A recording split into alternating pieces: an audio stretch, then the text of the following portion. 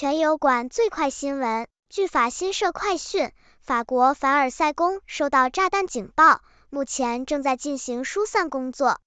此前，法国卢浮宫博物馆因安全原因对人员进行疏散，并临时闭馆1日。法国北部城市阿拉斯13日发生持刀袭击事件，导致法国将威胁等级调至最高，并调动7000名士兵应对恐袭威胁。根据爱丽舍宫的消息，这些士兵的部署计划将于14日晚完成。法国警方正密切关注安全形势，并采取必要措施确保公众安全。